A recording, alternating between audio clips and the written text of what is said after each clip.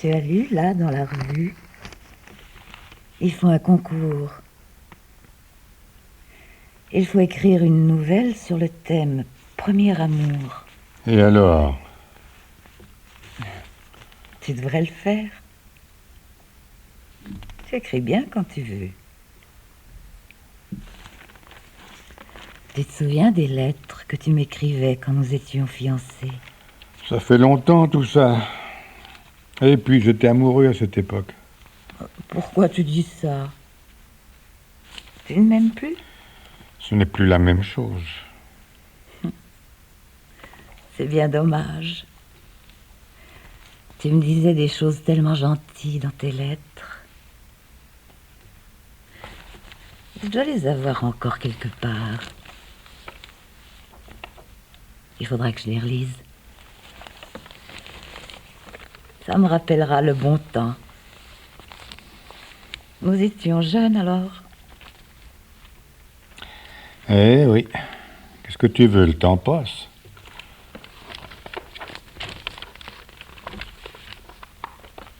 Oh, dis donc, c'est que ça vaut le coup.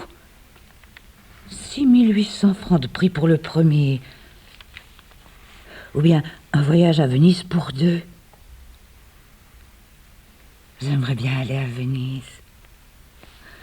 Roméo et Juliette. Le pont des soupirs. Les gondoles. Ce serait bien pour nos 40 ans de mariage. Tu n'aimerais pas? Oh, moi, tu sais, les voyages. Ah, oui, bien sûr, tu n'as jamais aimé ça. Est-ce que tu peux être pantouflard? Tu l'as toujours été, d'ailleurs.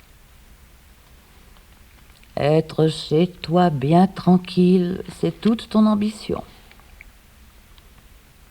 Moi, j'aurais aimé voyager.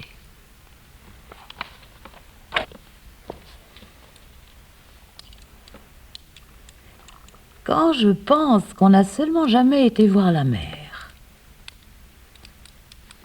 Pourtant, de nos jours, tout le monde a vu la mer. Même ma sœur. Et pourtant, Paul ne gagne pas des mille et des cents. Bien moins que toi. Peut-être. Mais qu'est-ce qu'elle a en fait de ses vacances, tu peux me le dire? Elle va peut-être au bord de la mer, mais elle passe ses journées à faire le ménage, les courses et la cuisine. Quand elle va à la plage, c'est pour poser son gros derrière sur le sable et tricoter un pull de plus pour son idiot de bonhomme. Si c'est ça que tu appelles des vacances, elle pourrait tout aussi bien rester chez elle, le résultat serait le même. Oui, mais n'empêche qu'elle a vu la mer, elle. Oh, ça, je sais. Je me demande comment je ferais pour ne pas le savoir.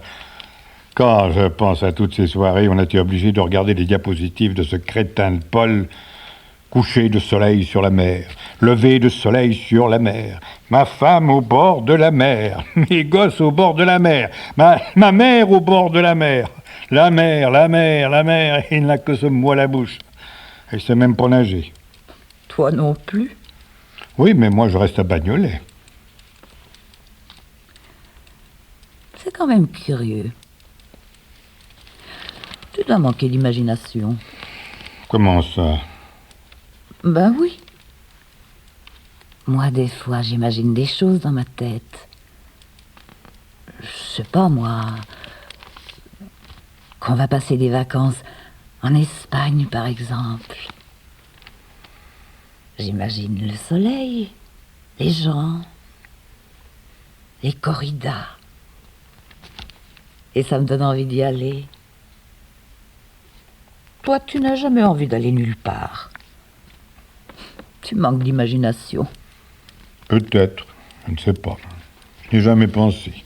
N'empêche, Venise, ça ne te dirait pas? Je ne sais pas. Et tu te rends compte? 8 jours à l'hôtel, 3 étoiles qui disent, et tout frais payé. Ce serait formidable. Tu devrais essayer. Ça ne coûte rien. Fais-le, toi. Moi, tu sais bien que j'écris mal, j'ai pas d'orthographe. Et puis, je saurais pas comment tourner mes phrases. Je n'ai pas été à l'école comme toi. Tu parles, j'ai tout juste mon certificat d'études. Oui, mais à l'époque, c'était quelque chose. Ça vaut bien le baccalauréat de maintenant. Je l'ai lu il n'y a pas longtemps. J'aurais pas les idées. Mais tu n'as pas besoin d'idées. Tu n'as qu'à raconter notre histoire tout juste comme ça s'est passé. Le bal du 14 juillet. La robe neuve que j'avais achetée exprès pour. La limonade que j'ai renversée sur ton beau costume. Tout, quoi. C'est pas bien difficile. Je te jure que si je savais écrire, je le ferais, moi. Ça servira à rien. Ils vont recevoir des tas et des tas d'histoires. Tout le monde écrit de nos jours. Et alors, la nôtre, elle est très belle. Aussi belle que celle des princes et des princesses. Il n'y a pas de raison. Oh, Robert, essaie. Pour me faire plaisir. Tu ne vois pas qu'on gagne? Une semaine à Venise. On ne sait jamais. C'est ma sœur qui en ferait une tête si on lui écrivait une carte postale de Venise. Ça, je dois dire que ça me ferait assez plaisir de voir la tête de ton idiot de beau-frère. Du coup, il arrêterait peut-être de nous rebattre les oreilles avec ses vacances à la mer. Ah, tu vois? T'as peut-être raison. Je vais essayer. Mais tu m'aideras, je ne sais pas si je me rappellerai de tout.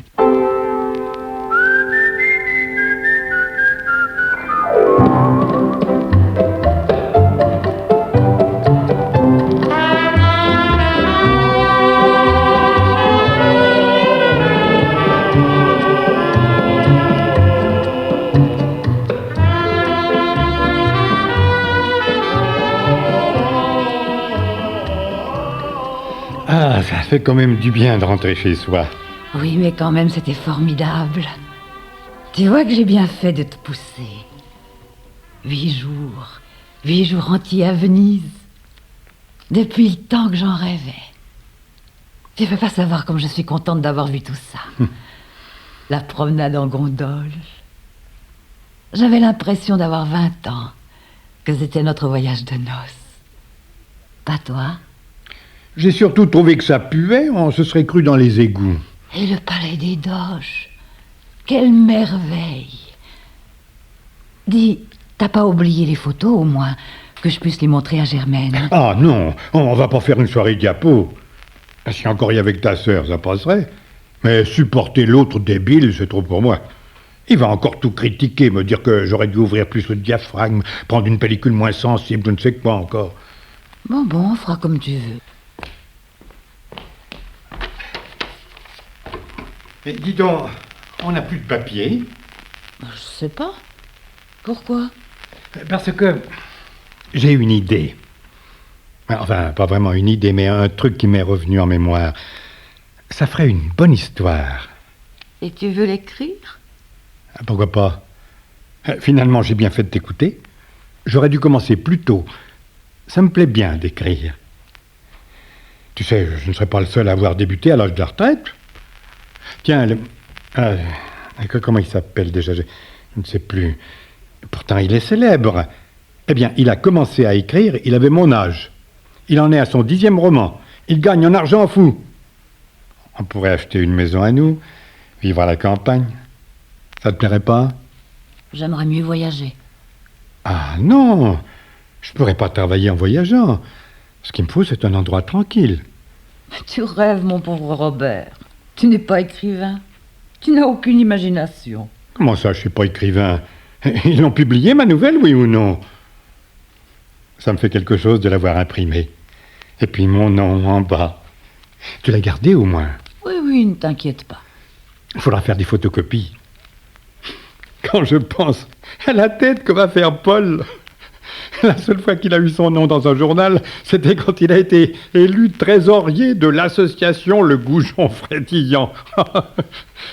Faudra lui en envoyer un exemplaire, ça lui clouera le bec. Ne sois pas méchant, c'est un brave garçon. Peut-être, mais il m'agace. Bon, c'est pas tout ça. Je vais acheter du papier et je me mets au travail. Tu as besoin de rien pendant que j'y suis? Non, mais ne traîne pas trop. Le repas est bientôt prêt.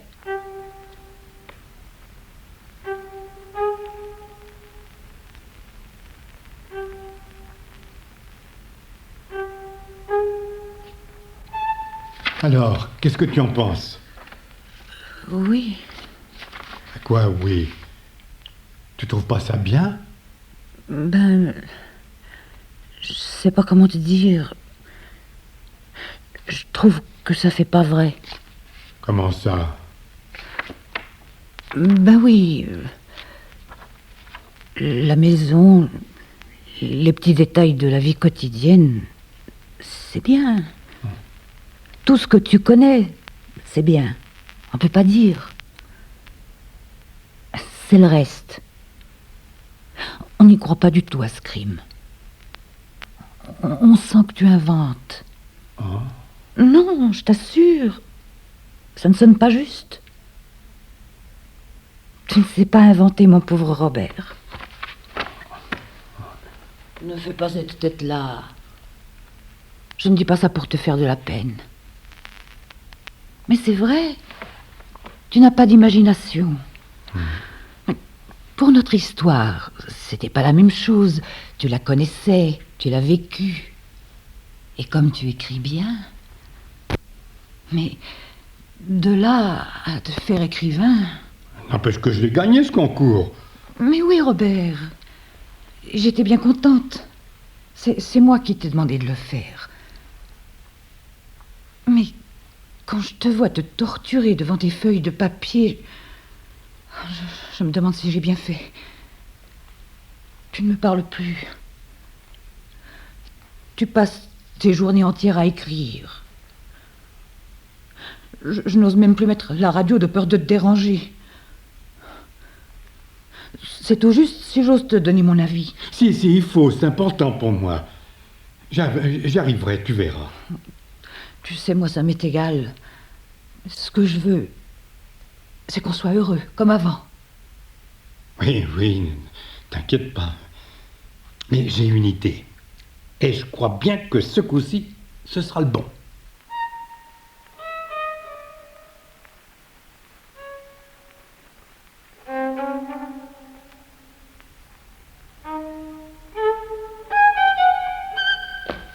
Où tu vas, Robert? Au café? Encore?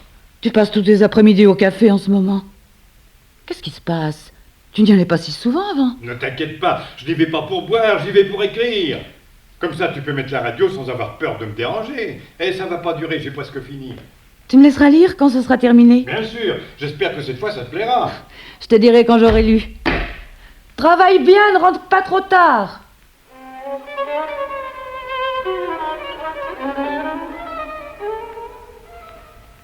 Alors, tu l'as lu mon manuscrit? Oui, j'ai fini tout à l'heure. J'ai bien aimé. C'est très très bien. Le moment où ce dingue égorge le clochard, tu peux pas savoir ce que ça m'a fait.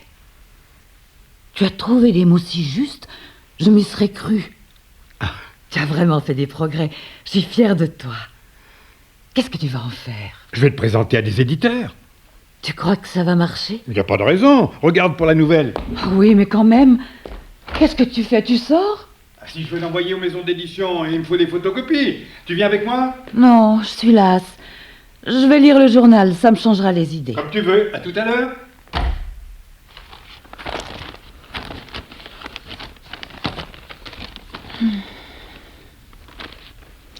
Ils me fatiguent avec leur politique. Voyons un peu les faits divers. C'est encore le plus intéressant. Un clochard est retrouvé égorgé à Bagnolet. Le crime remonterait à 1 semaine. À Bagnolet. Égorgé. Juste comme dans l'histoire de Robert. Oh non, c'est pas possible. Il n'aurait pas fait ça. Tous les détails, les mêmes que dans son roman. Oh mon Dieu, c'est ma faute. J'aurais jamais dû lui dire qu'il manquait d'imagination. Et tout ça pour écrire une bonne histoire. Mon Dieu, qu'est-ce qu'on va devenir?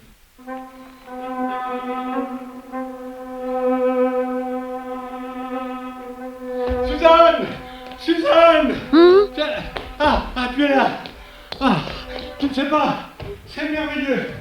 Non seulement ils prennent mon roman, mais en plus, Tu me demandes si j'en ai d'autres. Oh, mais tu te rends compte? Mais qu'est-ce que tu as?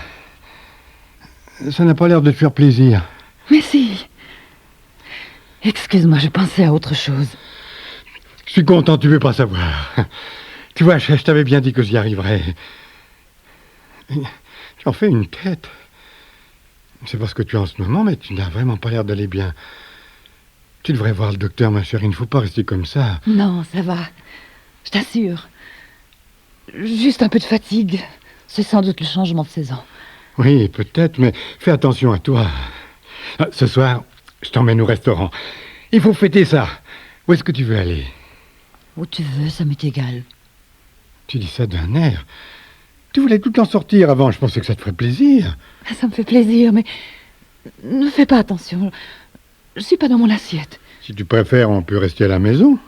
Non, non, allons-y. Je ne veux pas gâcher ton plaisir. Ça ira mieux tout à l'heure, je te promets.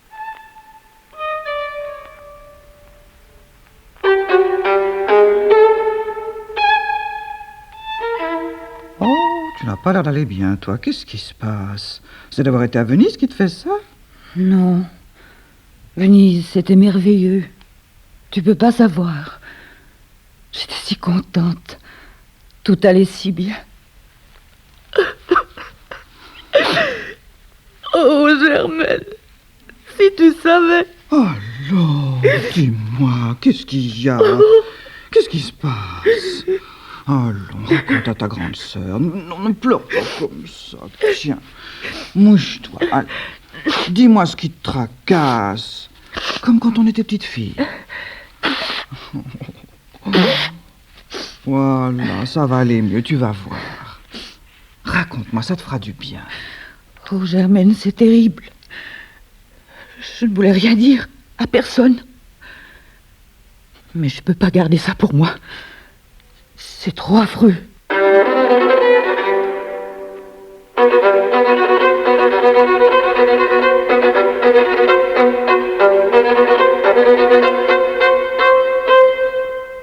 Et tu crois vraiment qu'il l'a tué? Mais forcément, c'est la même histoire. Exactement la même, avec tous les détails. Il ne pouvait pas savoir. Les journaux ont donné la nouvelle 8 jours après le crime. Ça s'est passé en même temps qu'il écrivait. Oh, c'est ma faute. Je n'arrêtais pas de lui dire qu'il manquait d'imagination, qu'il ne savait écrire que ce qu'il avait vécu. Je m'en veux, Germaine. Tu peux pas savoir. C'est comme si c'était moi qui l'avais tué, ce pauvre bonhomme. Robert, un assassin. J'arrive pas à y croire. Moi non plus. Lui qui était si doux, si pantouflard. Pourtant, il faut bien se rendre à l'évidence. Et il est comment? Je veux dire, tu le trouves changé depuis le crime? Non. Il est toujours pareil. Peut-être seulement un peu plus gai depuis qu'il sait qu'on lui prend son livre. Mais il n'est pas nerveux, tendu, je sais pas, moi. Il n'a pas l'air inquiet par moments? Non, pas du tout. Au contraire, il chante. Il est gentil, plein d'attention. Ce matin encore, il m'a ramené des fleurs du marché. Oh, je sais pas quoi faire. Je pourrais pas tenir le coup longtemps. Germaine, tu te rends compte? Je vis avec un assassin. Qu'est-ce que je dois faire d'après toi? D'abord, tu dois garder ton calme. Il ne faut pas qu'il se doute que tu sais. Il est peut-être dangereux. Et puis, je sais pas, je vais réfléchir. Surtout n'en parle à personne. Agis exactement comme avant.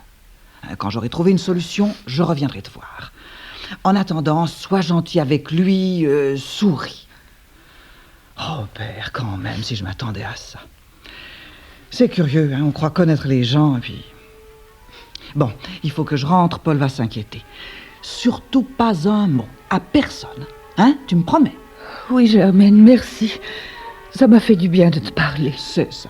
Allez, je file.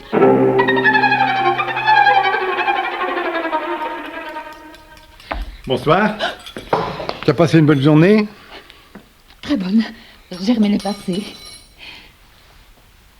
Et toi, qu'as-tu fait? Tu ne m'as rien dit en partant. J'écris. J'ai une nouvelle idée, alors il faut pas te le faire pendant qu'il est chaud.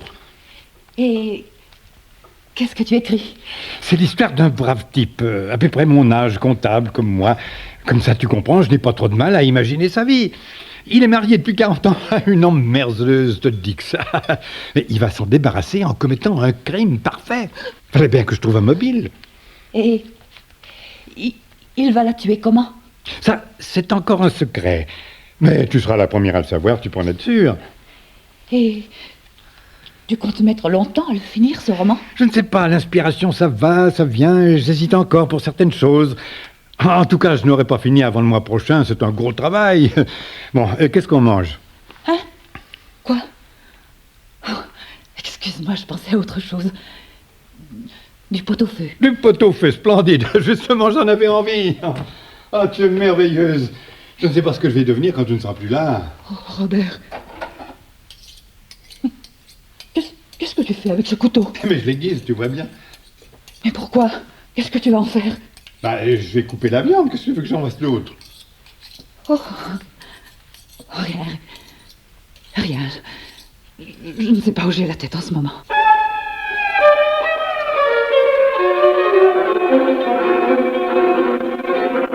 Suzanne, mais qu'est-ce qui se passe? Tu as l'air complètement bouleversée. Entre, entre. Oh, Germaine, si tu savais, c'est atroce. Je sais pas quoi faire. Il faut que tu m'aides. Il a projeté de me tuer. Quoi? Tu es sûre? Il me l'a dit lui-même. Il veut écrire l'histoire d'un homme de son âge, comptable comme lui, qui assassine sa femme. Alors? Il n'a aucune imagination. Les seules fois qu'il a écrit quelque chose de bien, c'était des choses qu'il avait vécues.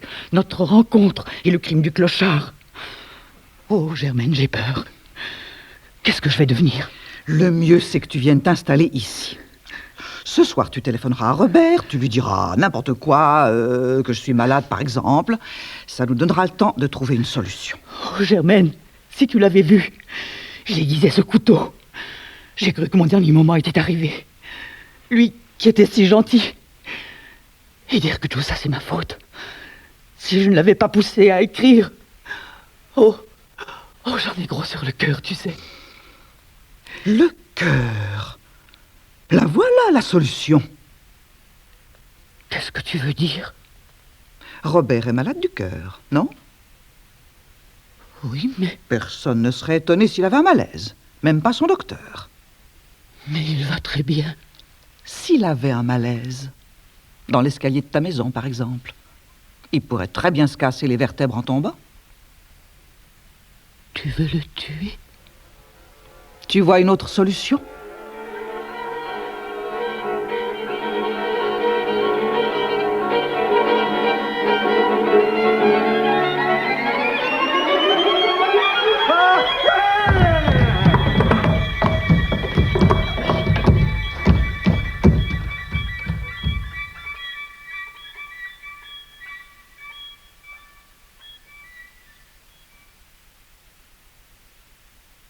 Il ne bouge pas.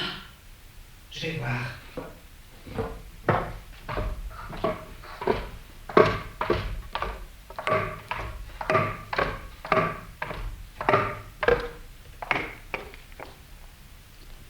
Tout va bien. Tu peux descendre. Il est mort. Mais oui, tu n'as plus rien à craindre. Mais ne pleure pas comme ça. Il voulait te tuer, non? Bon, maintenant, il faut appeler le médecin. C'est bien sommaire, son docteur. Oui.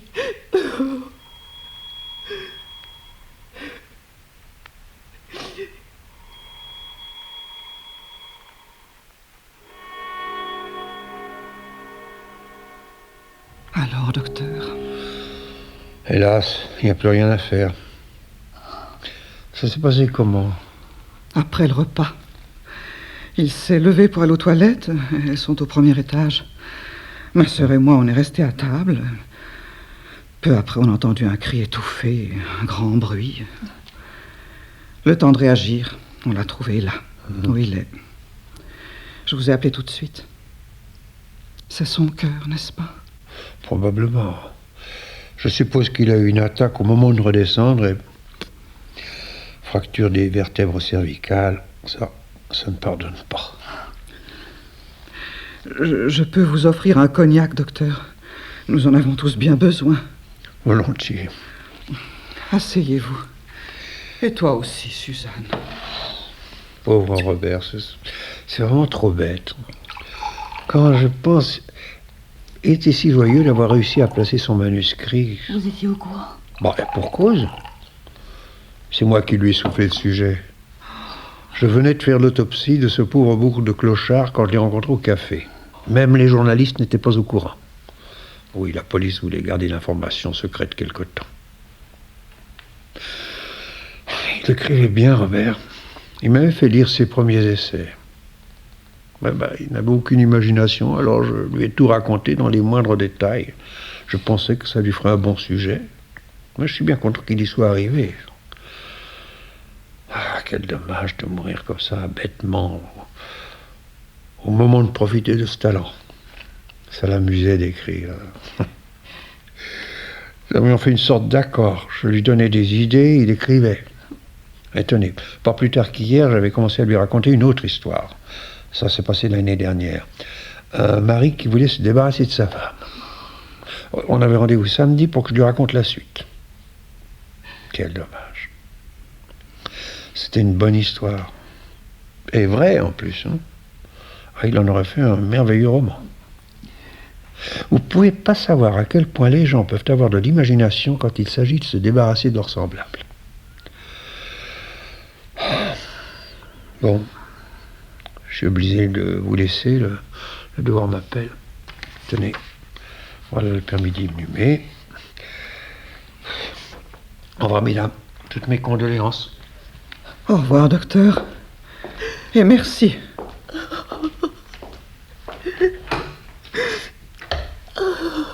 Il n'y était pour rien. J'aurais dû m'en douter. T'en douter?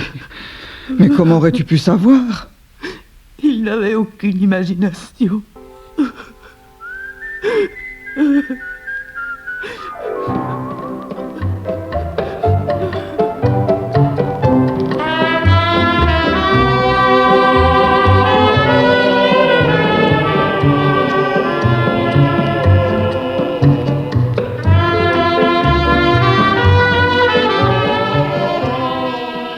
Manque d'imagination de Jean Villain. Avec, dans le rôle de Suzanne, Claire Dominique, Robert Adrien Nicati, Germaine Léla Aubert, le docteur William Jacques. Régie de studio Georges Milot, assistante Florence Rinza, prise de son Geneviève Bovard, mise en onde Véronique Mermoux.